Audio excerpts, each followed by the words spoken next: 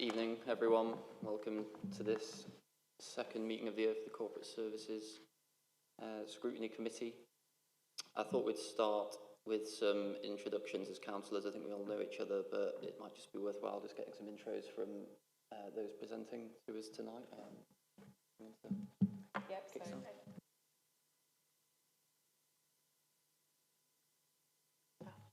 Sorry about that. Sorry, it's Heather Green and I'm Director of Corporate Management here at the City Council. Good evening, everyone. Ejaz Harwa from Community Action Derby, and I'm the Deputy CEO. Public House from Derby Food for Thought, and also Deputy Chair of the Poverty Commission. And Danny Rutter even. I'm the temporary manager on the welfare reform team at the council. Hi everybody, just sat behind you, Charles, Head of Community Safety and Locality Working. Thanks everyone. Apologies, I don't think we've had any in the end. Thank you to Councillor Evans for flying in from Washington this morning, and Wilson, sorry, God, yeah, Evans isn't here, flying in from Washington to join us. Thank you for your commitment. No late items from me. Any declarations of interest? Cool. Minutes held at the last meeting on 20th of July. Everyone seen them, happy with what was down? Great. So we will go straight into our first presentation on hardship, which is Heather. Lovely. Thank you very much indeed. So obviously we've introduced ourselves. It may appear we've come rather mob-handed for this item, but I think what we wanted to do was just actually reflect the partnership approach that we're taking around cost of living and hardship. And there's been a number of contributions from the presenters and wider, to be honest, in terms of officers across the council and partners such as DWP into the information that we're going to show tonight. I guess I wanted to really put this in the context of resilience. So resilient is one of the 4 partnership themes that we've agreed as a city, and cost of living and hardship support is very much part of that. We know it's an incredibly challenging picture out there. You know, you will be seeing it, you know, in terms of the queries and the concerns that you're getting from residents. We know there's genuine need in the city in light of the cost of living crisis, rising inflation, rising energy costs. And we know that picture is actually, you know, it's getting worse. So I think the question that you've posed us this evening in terms of what support is available for cost of living and hardship support, it's very pertinent in terms of, you know, how we are helping residents and how we are signposting that access. But I think the wider question is, for the city, is actually how do we build that you know, individual and community resilience in the longer term to actually avoid poverty and hardship. So I think we'll come back to that. Obviously, we're answering the question that's been posed to us, but I think in terms of some of the contributions that we'll see later, we are looking at the longer term as well. Okay. So, moving on. All right, there we go. So, I talked about this being a partnership approach. Over the last few years, I mean, there's always been, I think, a really strong culture of partnership working across the city, but really, I guess that was galvanised during the COVID pandemic. What we saw was partners coming together in a way, you know, with an urgency to respond. What we wanted to do was save lives.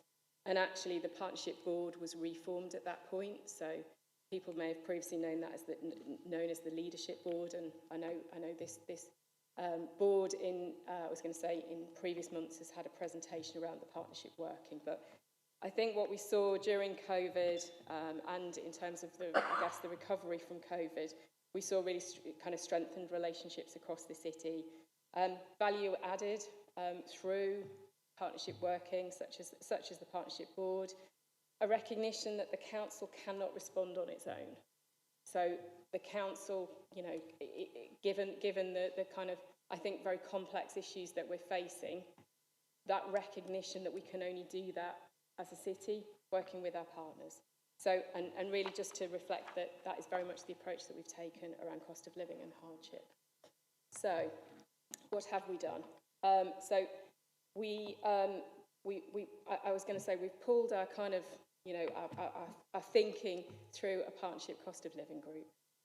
So that includes all of the partners that are represented here, plus Derby Homes, DWP, I think I mentioned, plus a number of kind of different council services to share intelligence across the board and also agree priorities. And as part of that, what we did a year ago was put in place a cost of living strategy and action plan, which kind of set the framework for how we respond. We obviously did, you know, a variety of kind of consultation as part of that, and we also looked at what data we had to help us inform that. We're currently reviewing that as it stands, and I'll kind of come through, sort of identify some of the pressures that we know are very much still there. But as part of that kind of strategy and action plan, it has very much formed the basis of the approach. And there is a range of support that's being offered as part of that. Some of which I think really was being really built on from what was started during COVID. So, for example, the community hub, the broader cost of living offer, and you know, that is now hosted on Community Action Derby website. Food for thought, the warm welcome network. What we're going to do is go into a bit more detail about each of these different elements. I think it's just important to say that where appropriate, we have really tried to target it in relation to need. So I think last meeting, I was going to say, I was here and I was talking about insight-led. What we did do was we actually undertook, you know, we know there's some really deprived communities in Derby. What we looked at was the kind of a vulnerability index in relation to hardship and relation to the cost of living pressures. And that was used to inform the location of, for example, the warm welcome hubs. So wherever possible, we are trying to be data-led about the approach that we're taking. So what we will do is take you through these different elements, I think, through the presentation. Before we do that, what I did just want to highlight is... Sorry to interject. I don't think the slides are changing. Oh, no. Okay.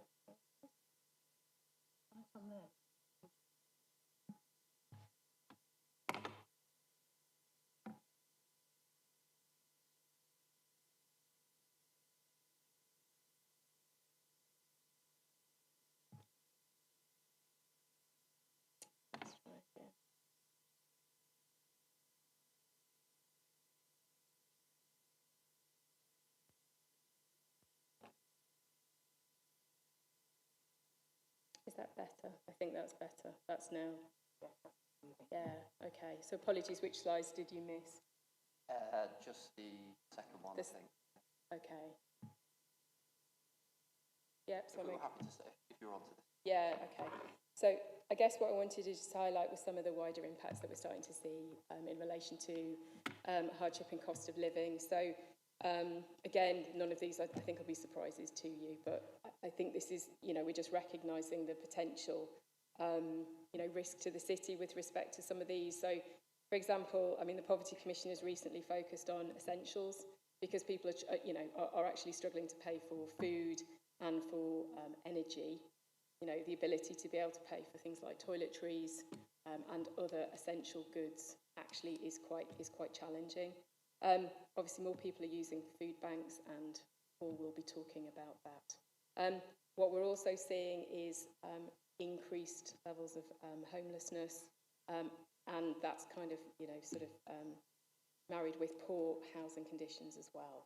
So again, people are actually at greater risk of losing their home, which obviously then brings so many implications in terms of, you know, access to, you know, and need for other services at that point, as well as sort of increased, you know, risk of health conditions. So, for example, respiratory conditions, if houses aren't in great condition, in some cases people are not heating them to the degree that actually they need to because of the cost. So we're seeing all sorts of implications. I mean, we know that there is more impact on some of our vulnerable groups. So, for example, older, disabled people, larger families, and obviously those in deprived areas we know. But I guess what we're starting to see is actually new cohorts of people perhaps fall into this category that we wouldn't have previously seen. And I think we'll pick up on that. I mean, ultimately, what we're also seeing is growing levels of child poverty and reduced educational outcomes. So I think that the situation is looking extremely difficult. it's how we are responding as a city to those challenges. Okay. So I mentioned, we're doing a review of the strategy as it stands. I think some of the emerging risks that we have, so certainly around mental health and the increased kind of stress, anxiety that cost of living is causing, access to debt advice. If financially people are struggling a lot more, and it's actually, is there the capacity around the debt advice people to access into? Vulnerable groups I've picked up on, and hardship support, which we will talk through the different options, but they are certainly key risks that we are looking at in terms of our cost of living strategy going forward and how we address those. So, I guess before we went into just some of the detail, what we were going to pick up on is just what is overall driving demand for hardship. Danny, I don't know if you just want to say a few words around this, because I know you're seeing it in terms of the front line.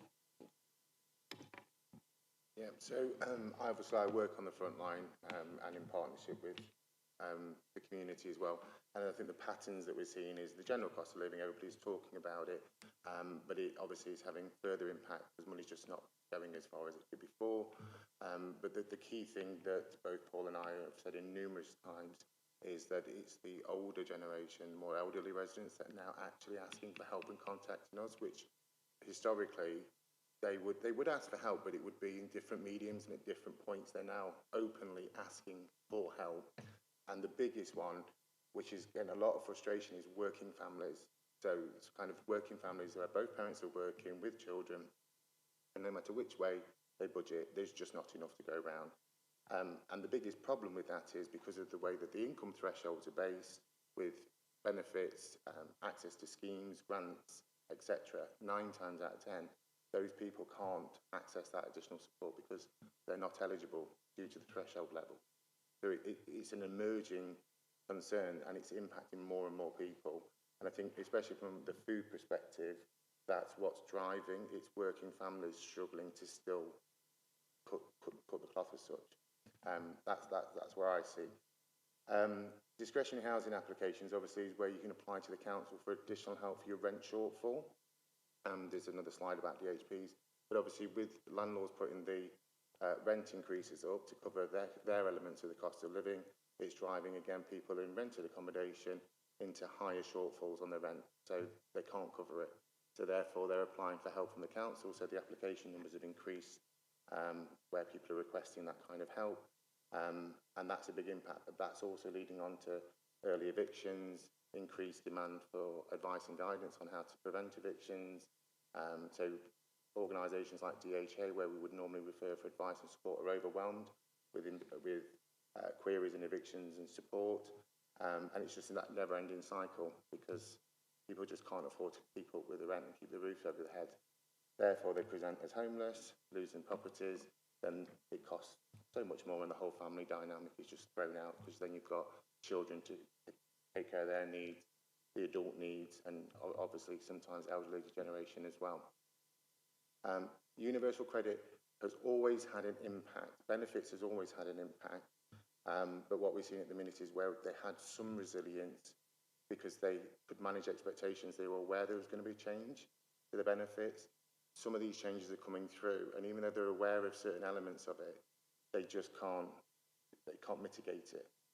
So by that we mean change of circumstances. So people are still struggling when they have a change of circumstance and their benefits are reduced or put on hold while it's reassessed and a new calculation is done.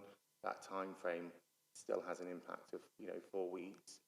But obviously when you change benefit, that again stops your benefit temporarily, suspends your claim whilst you then reorganise and give the new information, and it's reassessed again. Nationally, there's a migration from legacy benefits. So by 2024, next year, the DWP again are trying to get all child tax credits and working tax credits transferred over to UC. In the Derby area, from the conversation we had in the poverty meeting, they're saying they're targeting lone parents with obviously children at present as the next sort of cohort to go through that legacy migration. And then they'll be looking at couples, working families, which we're already talking about, they're already struggling. And then they're going to go through another transition where they then lose working tax credits or child tax credits. So there's that process to go through as well. People are always trying to manage benefit situations to the best of their ability, but people are struggling because there's just no resilience. There's nothing left in the pot. And what we've also seen is on the welfare team, because we take crisis calls, is a lot more sanctions. So there's a lot more DWP sanctions happening on residents where they're not fulfilling the the programme or client commitment as such. And they can get an emergency payment where their benefits are sanctioned, but that has been delayed in quite a lot of cases. So they're coming to us for help because they can't get anything at all from the system for 2 to 3 weeks. So you see, although it's always been an issue, it's an emerging issue that's getting worse because people aren't as resilient as they were to deal with it as in previous times. And as always the case, this impacts people's mental health, their well-being, their physical well-being, and debt advice, and there's just not enough of it, plain and simply. All the debt advice agencies are overwhelmed. Our team deal with complex cases, so we probably have the 18 to 20% of vulnerable residents in Derby that can't access debt advice independently. So we gave them a number to call step change. They're not going to be able to follow through and get that end result to get that support and help. And that's where we kind of come in on our team. But even then, we can only refer to a few partners in the Derby area that are offering that support. And it's hard for anyone, but when you've got multiple barriers like mental health, physical health, addiction-based issues, then trying to get somebody to engage and have access to debt advice and support is really, really difficult when the resource just can't stretch that far. Thanks, Danny. So, what are we doing as a city? So, what we were going to do now is just talk through the different elements of support available. So I'll hand over to Ijaz just to pick up on the community hub. Thank you, Heather. So for us, we recognise that there's so many challenges and we all can't do it in isolation. I think the important thing is about working together in partnership. We've seen that during COVID, that partnership approach really did work. And it was really important that, through the Warm Winter Community Network, which is part of the Household Fund number 3, it ran during winter 2022 to 2023. And it offered a warm, safe space, for individuals, a warm drink, a hot meal, a referral to a voucher scheme, and also, information and advice on, the cost of living. I think that's really essential so people can keep up to speed with things, knowing what's there and what's available. We were delighted that throughout the partnership, we had 61 providers, and they received about 29,543 visits from adults. The shocking thing was still, that 4,536 were children. So there's still a lot of work to be done. The numbers are there, but it shows that the demand is ever so increasing. I guess when we look at Household Fund number 4, the Warm Welcome Programme is going to again run from July 2023 to March 2024. Cost of living hasn't gone away. It's still here, it's still continuing. But again, we've got 64 providers, and since July 2023, the scheme has been attended by, 8,955 people. Again, quite a large demand, and it can continue. So it'll be interesting to review that for the following year. Again, for us, we needed to make sure that partnership approach looked at things and making sure access to information was really important. The cost of living website, again, offered, specialist advice and support, and this was launched in August 2022. Again, this has led to 33,209 active users viewing the site. So again, that interest is there. The challenges of digital awareness still exist, but we're still having people coming on board and taking that on board. Again, the cost of living advice line, people still want somebody to talk to. That's been parallel with the website. It's offered signposting advice to almost 7,336 calls. That's from August 22 to September 23. So we're trying to balance that out in terms of digital awareness, frontline work as well. I think that's really important to continue with some of that work. But it's all about working in partnership, looking at what we can do between ourselves and looking at some of the key strengths of making sure information is out into the heart of our communities.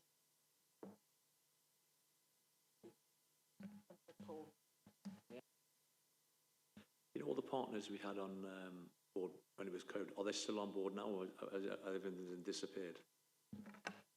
No, what's happened is actually it's evolved. So some of the partners that started off have also started to work with others in partnership, and that's kind of developed the bank. So we're getting people that are more informed.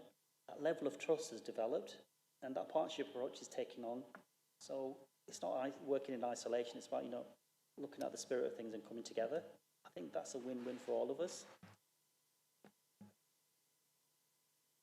Probably the thing to add to that is, obviously, when it started during COVID, the telephone number was a council telephone number. And for some people, they didn't want to ring that because it's the council.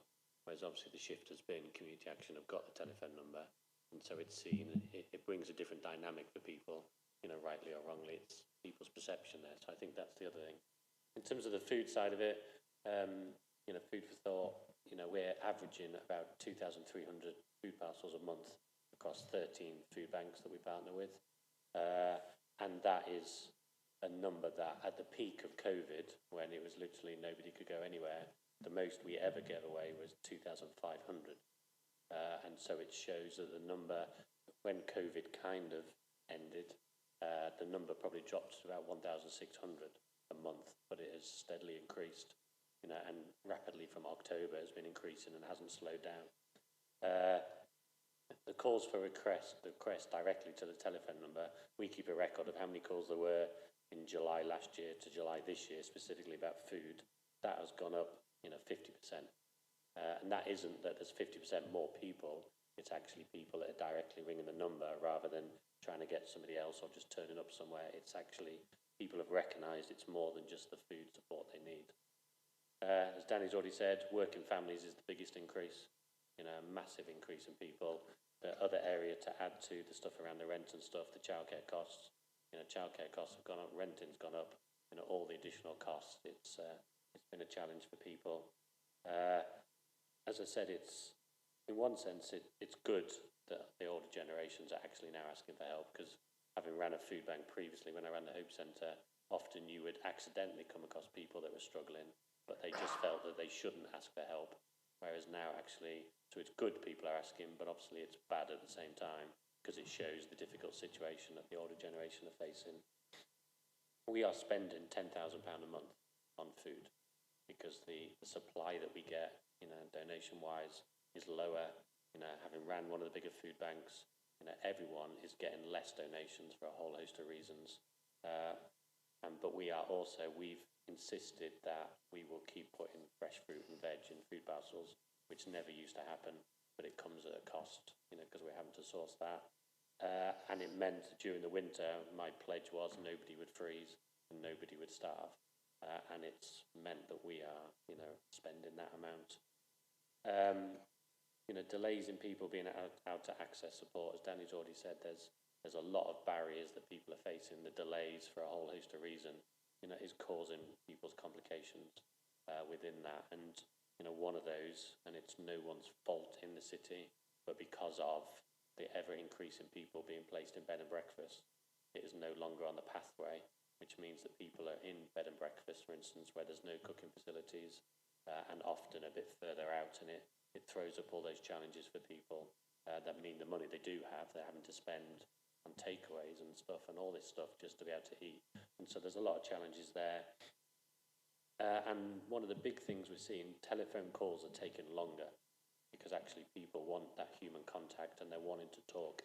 Quite often people think all we're doing is just giving somebody a food parcel, but actually our aim is always about, okay, food is a consequence, but actually how do we help you further? And the telephone calls are taking longer, which means that actually sometimes people that are trying to get through can't get through, because you're not simply saying to somebody, sorry, we're really busy here, we've got another 20 calls we have to make. You need to, we are making sure we invest, and we're seeing that is having a big, impact, because people need that contact.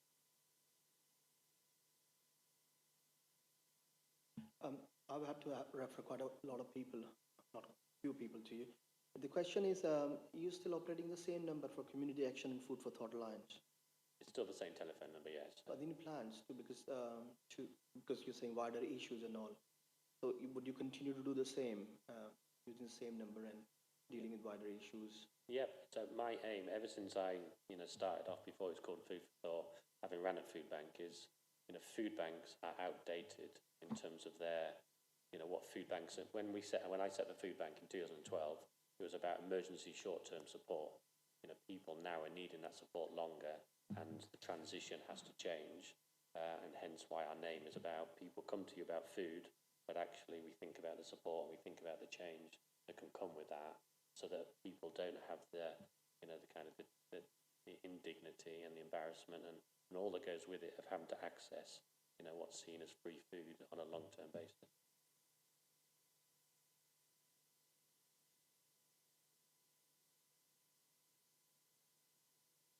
Thank you. I guess what we wanted to highlight, but possibly not dwell on, was just other support available through access to benefits. So, for example, in terms of council tax support and also hardship payments, in relation to council tax, what we're seeing is that, I mean, there is rising demand, as we're seeing across many, I think, many of the services. I would also just highlight discretionary housing payments as well are, you know, rising exponentially, essentially. So we've now received more within this financial year than we did in the whole of last year and beyond, and we expect that to rise. So that is, again, you know, a real pressure, but it just reflects the kind of, you know, I think the, you know, the problems that people are facing in respect of housing. So, but that is obviously clearly, you know, a key element of support for people to access.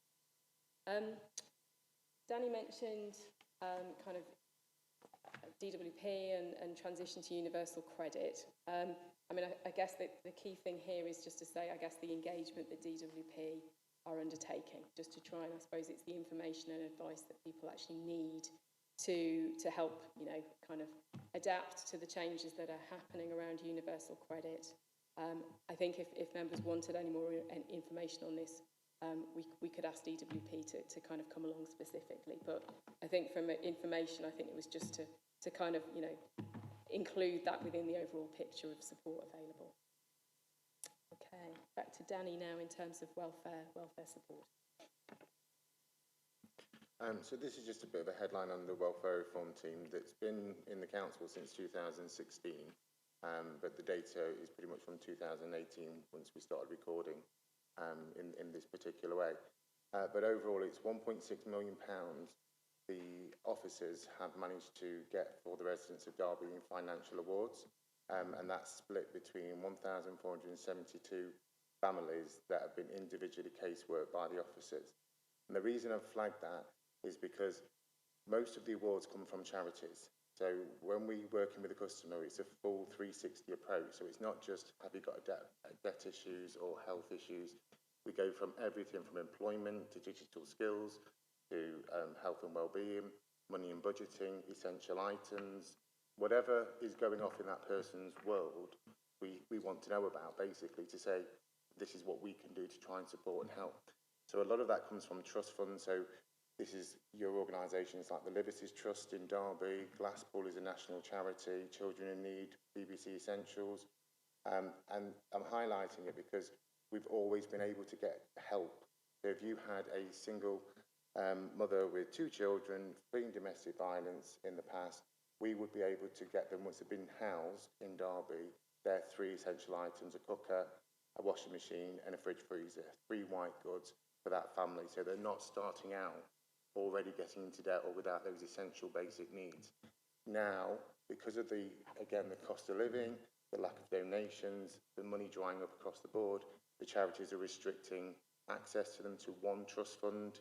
So Children Need last year went down that we could not apply for help for children because they had no money left in the pot. And similar stories, Glasspool is moving to a new way of funding where it will be a grant fund. Essentially, it will mean there'll be less money going out to the residents that need it.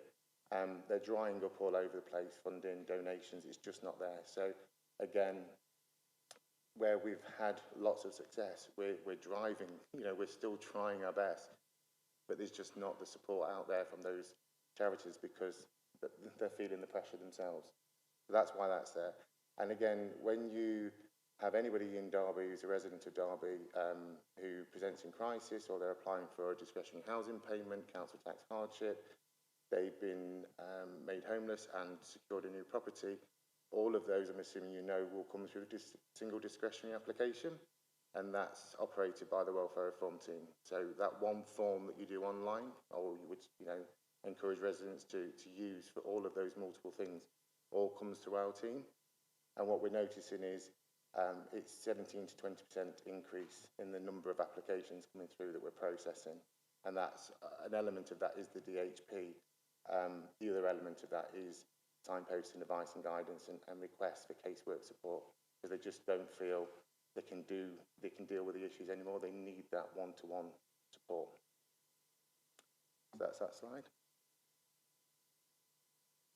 And then we just break it down. So obviously the local assistance scheme is part of the SDA that we operate, and so far £4,000 has gone out in Aldi food vouchers to 718 residents that have approached the council as being in financial hardship crisis.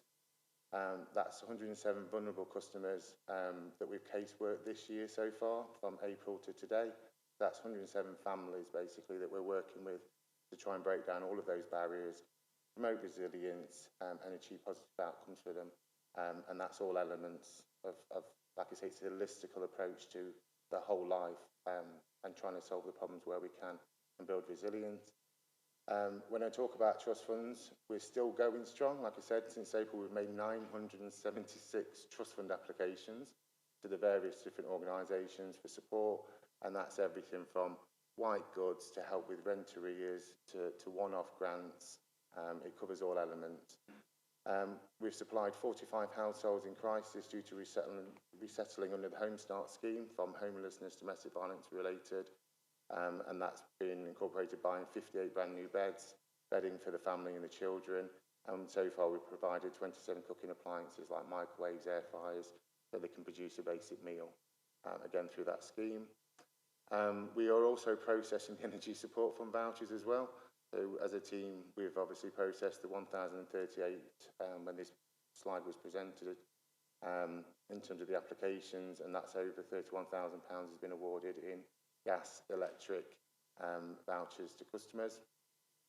And then working with Derby Adult Learning Services, the IT team here, we've also piloted and run a digital inclusion course run through DAOs. It's a 3-week course, and at the end of it, if the resident attends, they get given the laptop, refurbished laptop with 12 months Wi-Fi capability as well.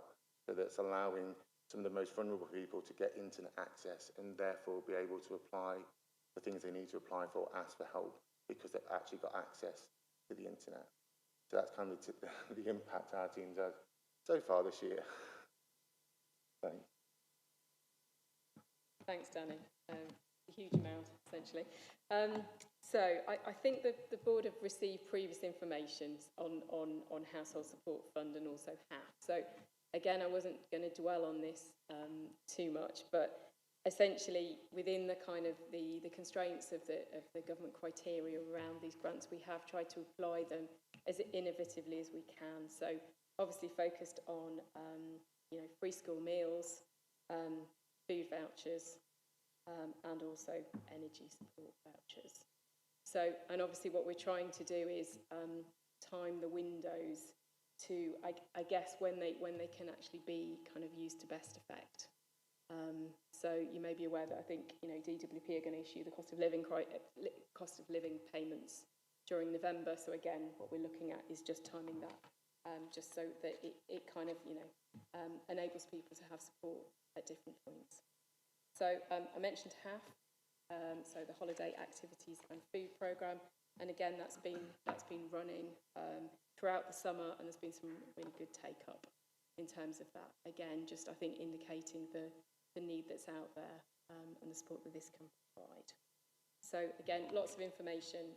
Obviously, we'll share these slides afterwards, so it just means that you can kind of digest them at your leisure. I guess the key thing around this and what's underpinned the overall approach around cost of living is communications, and really making sure that we are getting the message out to all sections of the community. So certainly we've worked closely kind of across partners to develop a citywide campaign. really, and I hope you've seen it in various forms across the city. It's been both online and also kind of paper-based with posters and billboards, etc. Really just trying to kind of signpost to the community hub as being the first point of contact, I guess, in terms of accessing some of that support. We have also run targeted campaigns, so whether it be around coats for children, school uniforms, those kind of things that actually I know have been quite badly needed. We did also do a sort of an online communications toolkit, which we have shared with partners. I think the key message that actually the group wanted to get across is that it is everybody's responsibility to promote this. It's not just the council or the key partners involved. It's actually councillors. It's many organisations across the city. So both in terms of their own employees, but also their service users. And that's certainly a message that we've taken on board. We also put in place a kind of a citywide directory. So building on the kind of the warm welcome hubs, but also kind of other support that's provided through, for example, faith groups. There's a sort of a broad range of support that what we've tried to do, and it has evolved. I think very much as we've gone through the winter, and certainly as we approach this winter, we are just trying to evolve it and keep it as dynamic as possible. Paul, I don't know whether you want to say anything else. Yeah, just a couple more things. One thing, we had a meeting about this last week, and one of the things, because last year was, we had to get it out quickly, one of the things we identified was around language barriers. And so we had a meeting last week about it and about how we best tackle some of that. And it's recognising that, obviously, I think Derby has over 100 languages spoke here. You can't do everything and get it everywhere in those languages. But it's about how we utilise, local organisations, who link in with, communities and work that way. How we have some things printed in specific languages, but also signpost people so that they actually can get that community support where they actually trust it a bit more. It's one thing we're looking at, but it's also often with the working families, they've never had to, where do I find out this information? So it's how we best get that to working families. And so the aim is to make sure that posters are in all local organisations, as we said, the faith organisations. Because one anecdotal story, we had somebody approach us last year who had been living in one of the hotels for 12 months because the daughter and mum had left a difficult situation at home, and they'd lived off sandwiches for 12 months, and they were living in a hotel literally next door to the council house, and they had no idea that help was available to them. And so the challenge is how you get that message to people when they need it. And so we're looking at all that, but certainly the language is one we're really wanting to improve on for this year. Thanks, Paul. Actually, just building on that, we linked to the cost of living action plan. We've had a sort of an ongoing equality impact assessment, because what we're really conscious of is just trying to make sure that our kind of equality groups and wider vulnerable groups can access this. So, for example, the deaf community. We've looked at kind of options in terms of how we do that, as well as kind of the languages point that Paul raised. So, okay, just moving on. So I guess the final slide from us was just around this sort of the longer term resilience, because whilst the cost of living strategy and action plan and all of the, I think interventions that we're taking as a partnership to try and support communities, what we feel is actually that the longer term support, resilience is really critical to how we move forward in the longer term. So there's a number of, actions that are being kind of taken here. Ijaz, I don't know whether you want to just start with the Derby Health and Equalities Partnership. So for us, it's recognising that during COVID, by working together, we managed to make a massive difference and look at some of the challenges that we faced in the heart of our communities. Public health, community action, Derby Homes, we all kind of, wanted to work together because it was really important to reach out into the heart of our communities. And from that bore the Derbyshire Health and Equalities Partnership. We managed to try and look at, some of the challenges. We had vaccination centres in Derby. Did we actually engage with all the communities? We started off with some, not all. But what we had to do is find out, some of the reasons. When we look at the health inequality, it is quite a difficult subject to address. But at the same time, we need to get into the heart of communities and get the conversations happening. Find out what are the challenges. Why is there that lack of trust? We've tried to revolve that in terms of having a longer approach. So, you know, prevention is better than the cure, because if we can inform people better, examples are we're doing some work around hypertension. If we can get into the heart of communities, get people access to machines, training for local community connectors, it gives them a chance to try and raise the awareness. We all know hypertension is a killer for many of our communities, but by having trusted voices in the heart of our communities, our networks around our places of worship, it just helps to get that message across. We're still going to have the challenges of trust, but slowly, we can kind of build that kind of opportunity. For me, I think the partnership approach is working, but we're getting our members and we're getting into the heart of our communities, those that sometimes don't have a voice, but we need to hear their voices. And it's all ongoing, but it just doesn't mean it's a short-term thing. It's about looking at the bigger picture longer and further down the line. I think that's something that we are committed to, in a sense, and getting the voice is so important for us. Thanks, Ejaz. And of course, the Poverty Commission is doing some really critical work here. And again, I'll hand over to Paul to cover. Yeah, so one of the things we recognised is that we want to set up some focus groups that actually work outside of meetings on specific issues. And some of those areas one of them is around child poverty. We recognise there used to be a strategic child poverty group in the city. We've not had one for a number of years. And with the figures that come out, that yes, they're a year out of date, so they're going to be more. With the figures that Derby has around child poverty and as above being national average around percentage-wise, something has to be done. So we've literally yesterday wrote a letter to Councillor John Whippy and also to Paul Hazelgrave with a couple of recommendations. I won't say what these are right now because they may not have looked at the letter, but a couple of really key things around that. And we're also going down to London as a London Child Poverty Summit that we want to go and see what they're doing there, see things that we can kind of nick and bring back somewhere like Derby. So child poverty is one. The essentials, there's Joseph Rowntree Foundation have done a thing around 10 key essentials of people that they're recognising that are barriers. We've mentioned around toiletries, there's things around essential journeys, about having warm homes and different things there.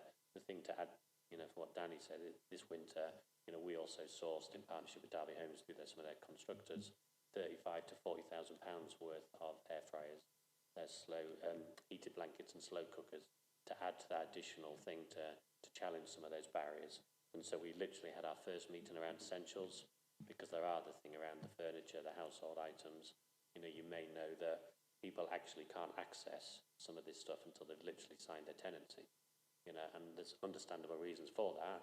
You imagine moving into your property on the first night and you haven't got a bed or you haven't got the fridge or, and it's nobody's fault, in the city. It's the way the kind of system works. And there's lots of challenges we want to be able to do around some of that. Quality, as Heather's mentioned, there's often issues we've noticed during the cost of living, for instance. My dad has a mobility scooter, he has a false leg. If you have to charge up your mobility scooter to get around, there's additional cost to that people don't always think about. And, so we've got to make sure that the whole equality and diversity side is looked at. You look at the child poverty side and there's clear, things that come out of that, around some of the diversity and the percentage being higher, depending at times, on your cultural background. And funding. Funding is a key one. We're not talking about funding just about the Poverty Commission itself, but actually about if we're going to come up with strategies and we're going to look at things we need to do, we have to look at different ways to source the funding. We all know the restrictions and the challenges there are, but there is still money out there that can be accessed. So for instance, for us, Food for Thought, talked about the £10,000. We've put out something recently, our 100 Club, asking 100 businesses to give £100 12 months to help us pay for that food bill, so that we can make sure that we're actually doing that. And so there's ways that things can be looked at. But the key thing is, obviously, some of these are short-term fixes, and we're talking about what's the medium term, what's the long term. We have to be looking at and not just using the reality of what we face today. We have to look at what do we need and how do we get there in the challenging times we face. Absolutely. I think Paul summed it up really well. So I think that concludes our presentation. We're really, really happy to take some questions. Thank you. Happy to open it up. Councillor Wilson. Thank you, and thank you for the presentation. Yeah, just looking at, you mentioned all about signposting and sort of measuring how support is accessed. Because obviously one of the important things is you want to signpost somebody quickly so they can obviously sort of resolve issues they've got. Do you think, because I've just done a sort of on the Derby website, I went through Darcy, put in debt support. It took me straight to the supporting the cost of living website. But then on there's several organisations that offer debt support. There's not sort of one central. Do you feel, because obviously they could go to one number and it could be quicker than going to another. Do you think that's sort of blocking? Yes, so naturally all these organisations people can approach direct. You know, that's not a thing of you must come through the one telephone number to access that help. When we talk about single point of entry, you know, we're talking about having a uniformed response, so that actually if you get direct to a debt organisation, they will naturally link you in with the food and other services. It's about whichever point you access, it's about you get the same offer, because historically, having run a food bank before, you know, I know that people used to say, you know, we come to you because we get this size food parcel and we get this help. My brain was naturally, well, if you go somewhere else in the city, and so we've worked really hard together to make sure there's a combined offer, not just that single entry in terms of a telephone number. Councillor Corth. Hi, and thank you for all the amazing work you guys do. I mean, it's really valued. In Normanton Ward especially, I mean, just today actually I had a letter sent, a photo of a letter sent to me by a resident who doesn't speak English very well, and it was about they receive child tax credit, and they're being told that it's going to move to UC. So they immediately, the messages were, can you tell me exactly what this means in the language that they speak? And also, does this mean my benefit's going to go down? Is it going to go up? What's going to happen? So is that something that needs to be dealt by just DWP, as you said, partnership organisations, or is that something that's going to come to you guys as well? So what's the best signposting for that kind of thing for us, especially? Yeah. So it's one thing that we've recognised across the board. Most letters get sent out in English, you know, and it's about how that is, you know, addressed, you know, across the board. And you know, I have raised personally that I think, you know, in terms of, you know, the websites need to have that simple function where somebody can click on something and the flag and it will go into their languages. The letters throws up a lot more challenges because obviously you don't automatically know an individual, you know, what language they do or don't speak, and that's some of the challenges. And so it's on the agenda. There is no easy fix to that, but completely agree it's something we've got to look at, and I'm sure Danny will add to it as well. Yeah, I completely agree. What I was going to say was, in response to both of them, when somebody comes through for debt advice, going back to that other point, if they go through certain organisations within the councils specifically, so welfare reform, welfare rights, Derby Homes Money Advice Team, those connected, they'll get referred to the most appropriate service for their needs, because there's been a conversation before, so we understand that they're looking at potentially a debt relief order, or it's looking at whatever financial option. So there is a bit more guidance with that when it comes to that element. With regard to the national approach, those are obviously the DWP send them out as national correspondence.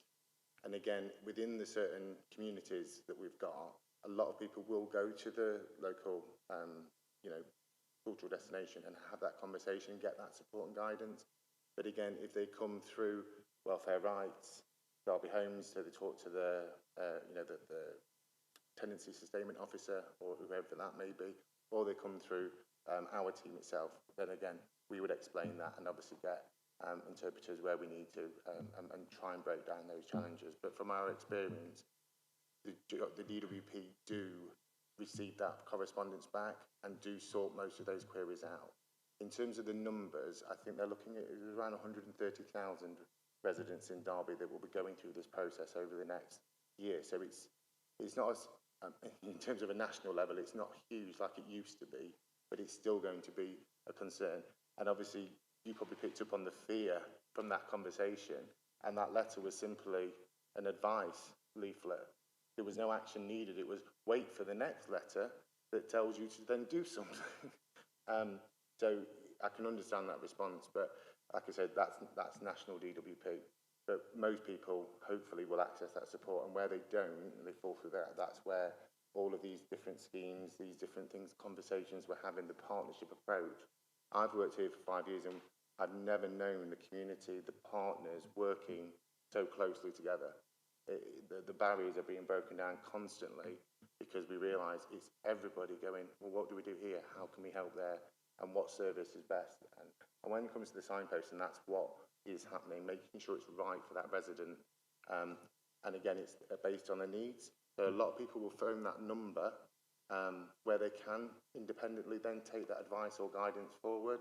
And those that can't, that's hopefully where the rest of the support organisations are picking those that are a bit more vulnerable or got a few more complexities that need that advice. I know waffle, I hope that helped.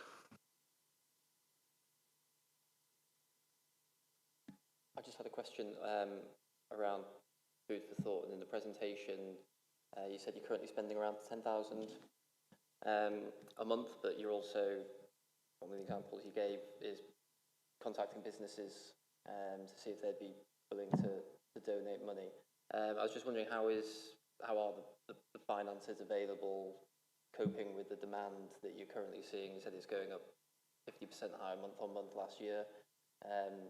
Are the finances there at the moment to be able to cope with the demand, or?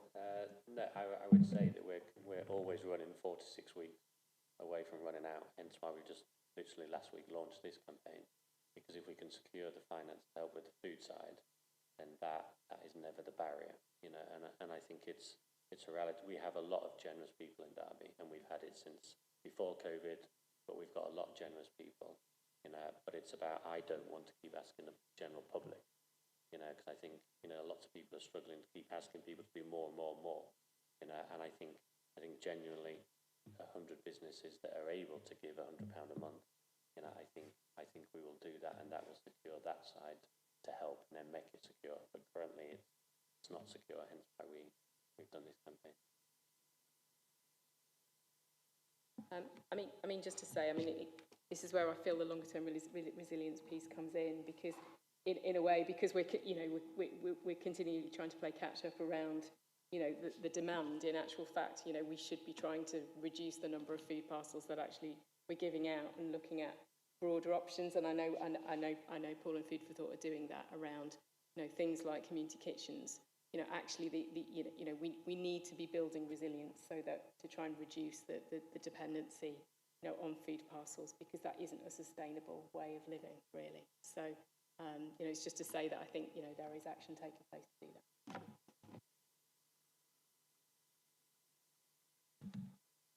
Any questions, anyone else?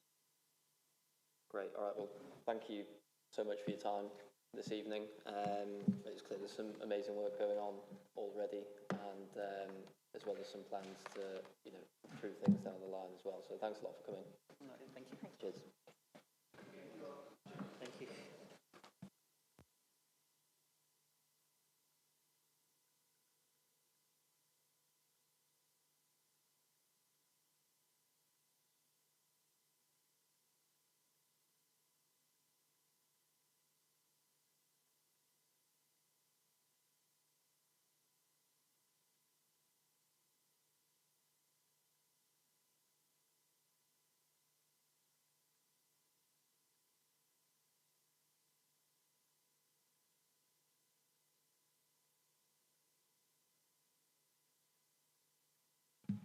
So we'll move on to the next item, which is item 6, voluntary sector engagement update.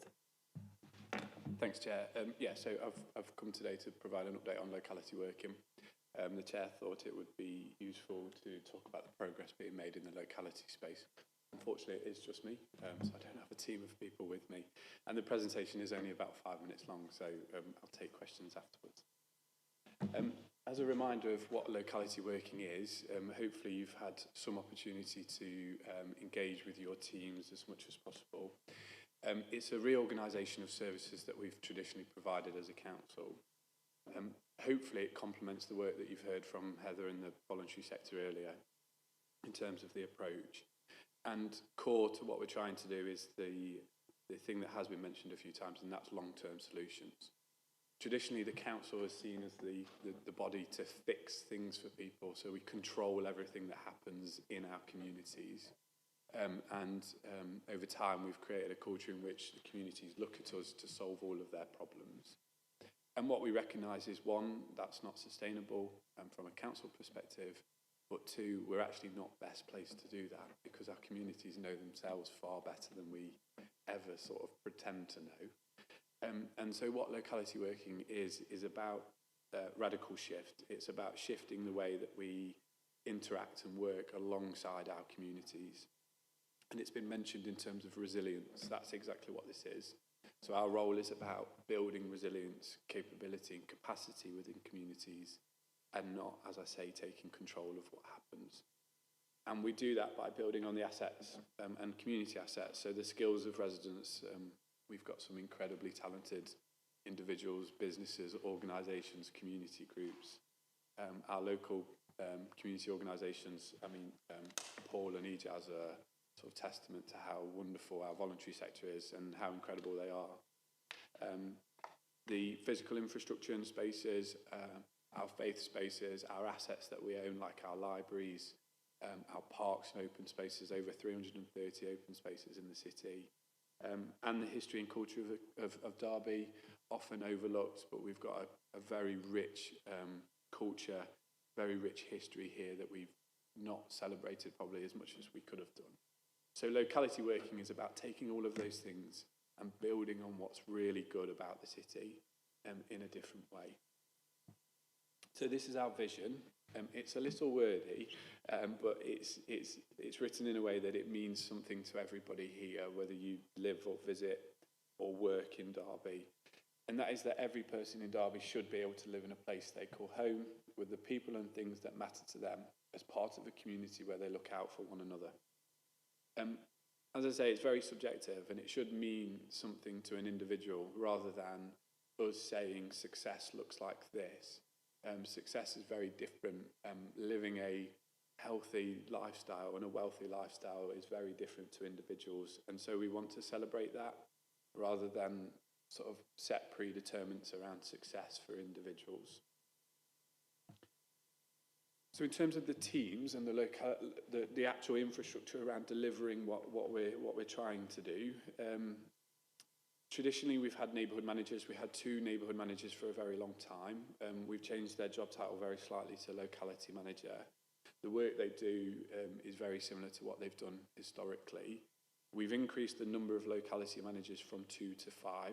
So we've split the city into 5 locality areas and have 5 locality teams.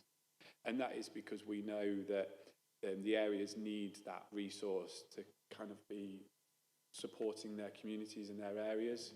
So we felt like the locality manager role was essential for that. Locality officers, again, a role that we've had for some time, the neighbourhood officer role. So again, we've changed the job title very slightly. And we've increased the number of our locality officers also. Again, to give communities the capacity to be able to work with us and alongside us to deliver outcomes for communities. And you'll see the range of activities they're responsible for. Clearly, it's much greater than that, but just to give you a taste of the roles that they carry out. Local area coordinators. So this is the bit about reorganising some of our services. This is a role traditionally sat within our People's Directorate. They sat within our adult social care service, and they are a social care prevention role. They work on a one-to-one basis, and their role is around avoiding, reducing or delaying the need for more formal and expensive support. So they work on a one-to-one basis with residents to prevent them from accessing social care.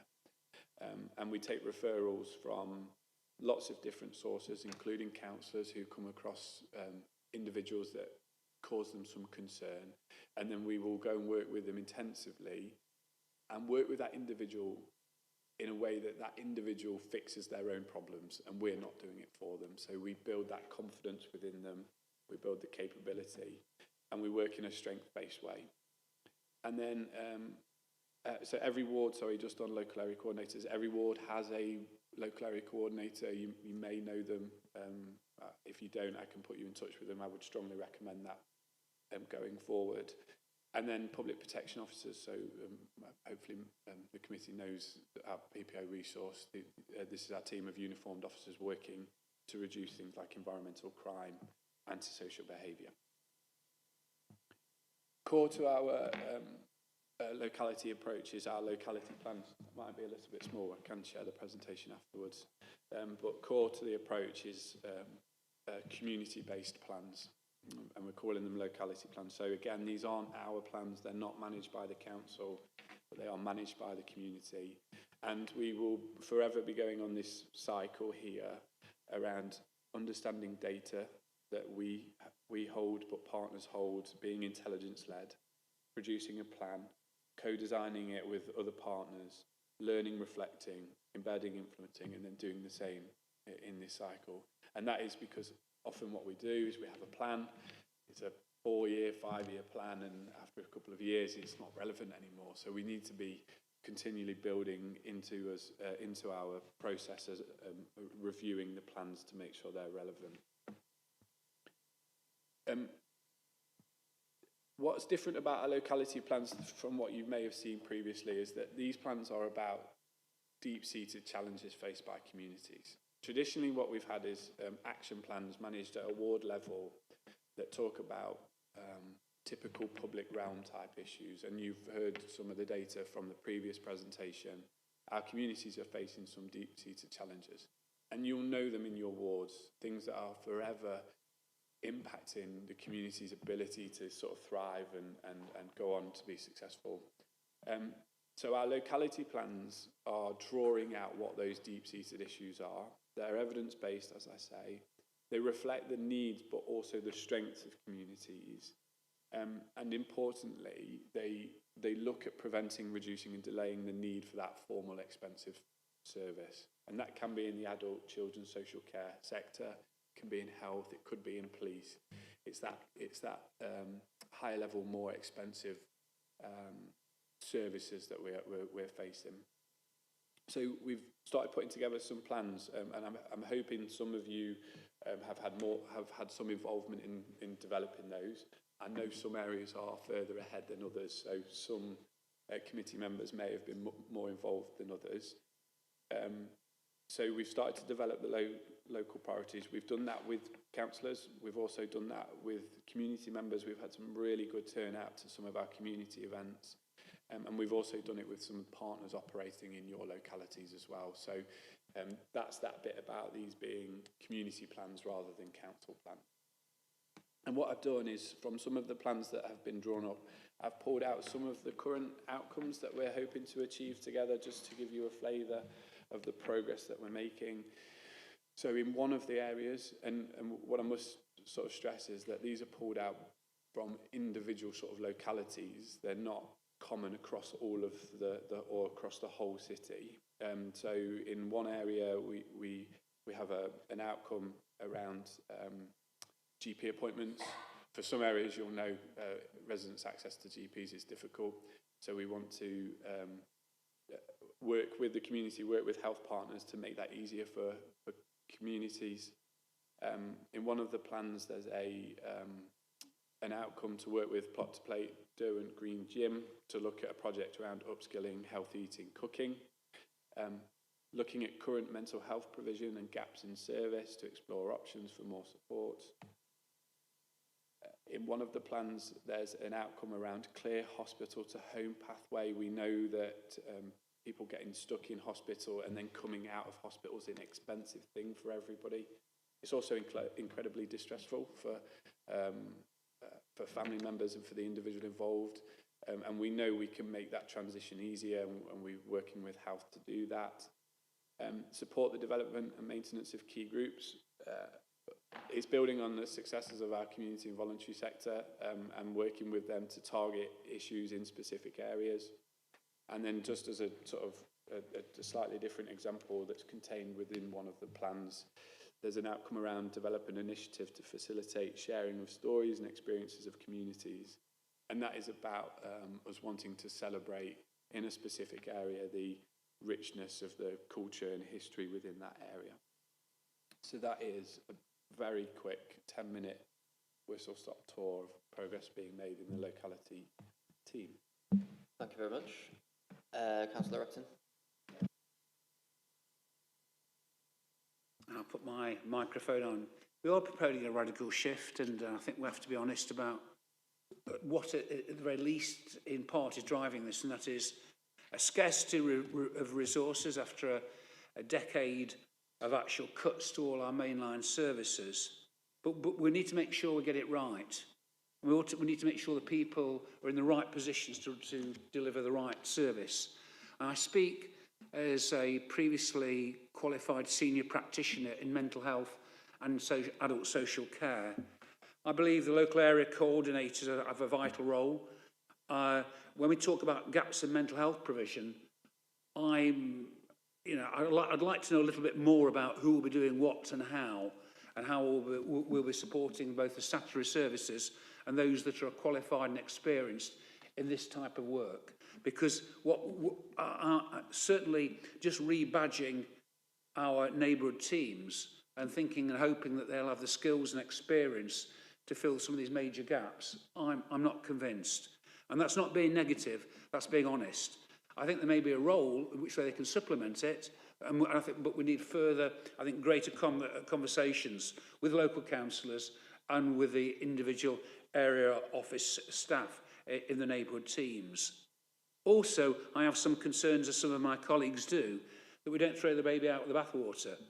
Councillors still have roles to fulfil in the wards that they're elected in. They have electorates that they are responsible for, and those electorates in many areas have established with those councillors what their priorities are. And I think those councillors and those communities are possibly are the best people probably to identify them and work around them. And that's not to say for 1 minute there can't be involvement and a role for other officers of the council to actually work alongside councillors and communities, and I do see that as a partnership. But certainly it's got to be, I think, mindful of the fact that elected representatives should, and I'm sure do, know their communities. They should and will know the strengths of those communities and the weaknesses in those communities, and hopefully will play a major role in that. So I believe councillor involvement is vital for this to work, but I think we just need, I think we might need some tweaking. We need, I think, more greater conversations with elected members and with their communities, and I think councillors have to play a leading role in this. As I say, I know further discussions will be taking place with my colleagues, with cabinet members and with senior officers like Andy Smith and others to make sure we get this right.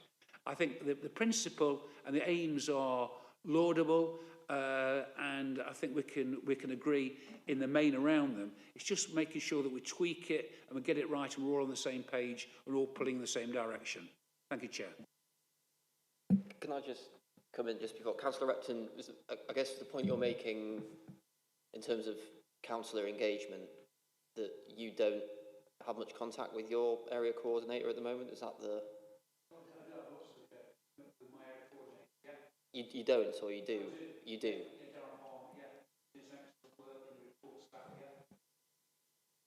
Sorry, I was just trying to... I do. Darren Palmer is our local area coordinator. He does some excellent work in Darley, and he gives us regular reports back, yeah. And just to say, I agree. This is an evolving process. The conversations are still ongoing. Councillor involvement in developing the plans, continually growing those plans, and the voice of the councillor is very important to us. So I agree with the comments. And as you say, we are working closely with the cabinet member and the cabinet to ensure that the approach is the best approach for communities. Councillor Pandey. Charles, thank you so much for the presentation. A quick one. The question is, one of the things mentioned in the presentation is PPOs looking to reduce fly tipping, litter and dog fouling. How? So we know as a team, enforcement hasn't been a focus for us. The team was implemented a number of years ago, pre-COVID, and then COVID happened, and their role took a turn in terms of their functions. We obviously weren't enforcing against individuals during COVID. Our team of public protection officers were out checking on the vulnerable, delivering food parcels, collecting prescriptions for individuals that couldn't get out. And the legacy of that is that their focus has been too broad. They haven't focused on enforcement as much as we'd like. That's changed. So in the last few weeks, we are now pushing that as a service. There is a drive to ensure PPOs are out and enforcing against things like fly tipping, dog fouling and littering. The numbers are being checked and monitored. We've retrained all of our staff in that area, and it's a shift for us, but we know it's an area we need to get better at. How many fines were issued? And my question is still answered. How? What's going to change? Because I've seen we have given videos, lots of evidences.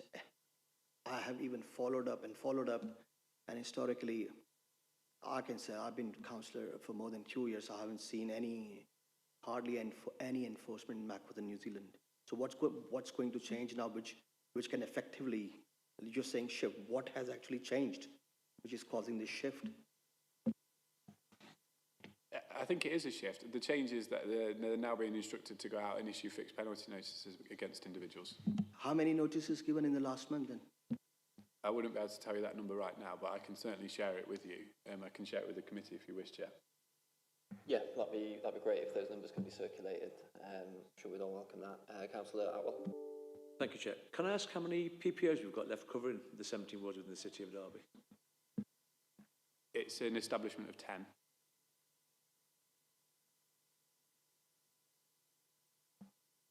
How many did we have, just to build on that point, when the initiative was first came in with the PPOs? What did we start out with? The plan for, was it one in each ward? It was 19 at the time.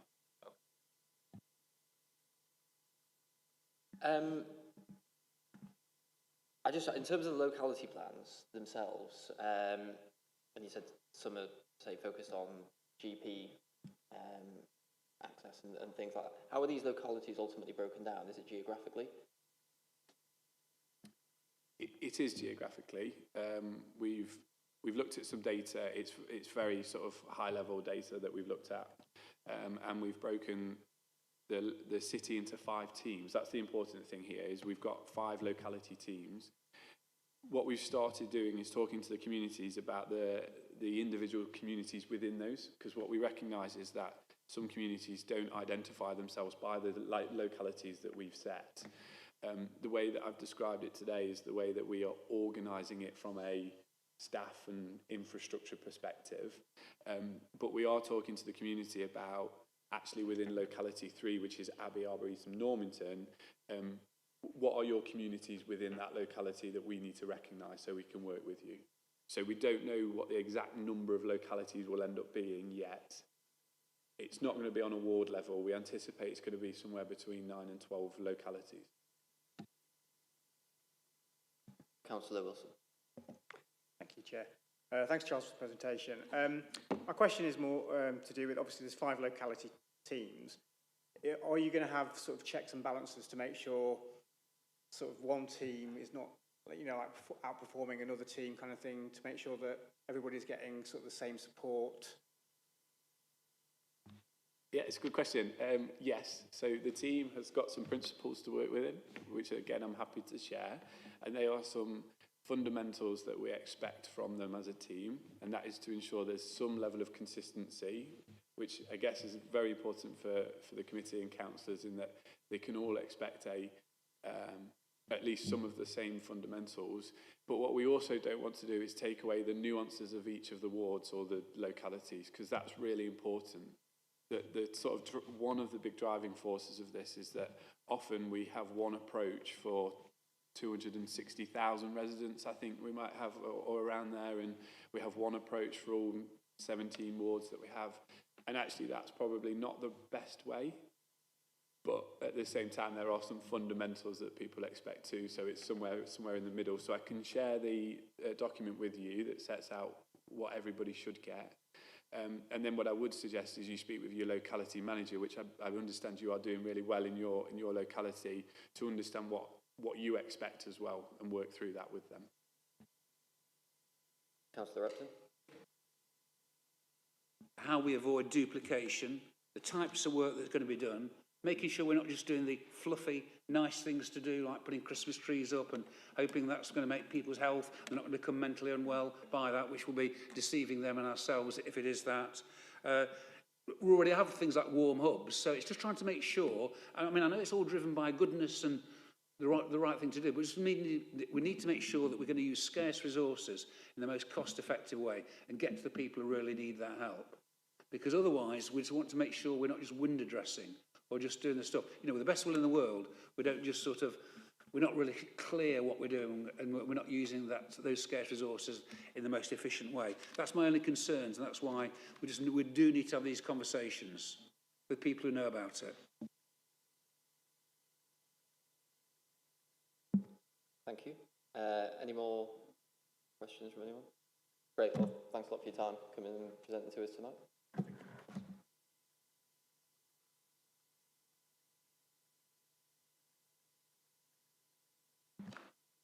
So the final item is just on the work programme. Since our last committee just rejigged it slightly,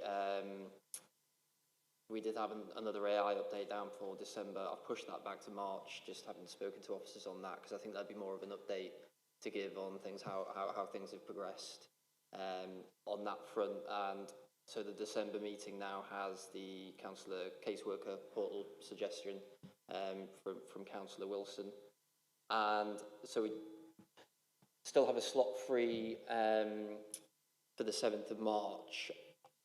My suggestion was going to be, and we're going to go away and just check that it would be relevant for this committee, but given at full council we had a good debate around diversity and inclusion, and there was clearly some strong feeling that the council is doing a lot of work on that already, so I thought that off the back of that might be something that's worthwhile just bringing before this committee so we can hear about some of the work that's already going on in that area. So if everyone's happy with that as a suggestion, we'll go away and hopefully get that added to the March meeting. If anyone else has any other suggestions or things that they'd like to come before committee, you have to say now, feel free to just drop me an email and we can look to get something added. Great, all right, thank you all for your time tonight.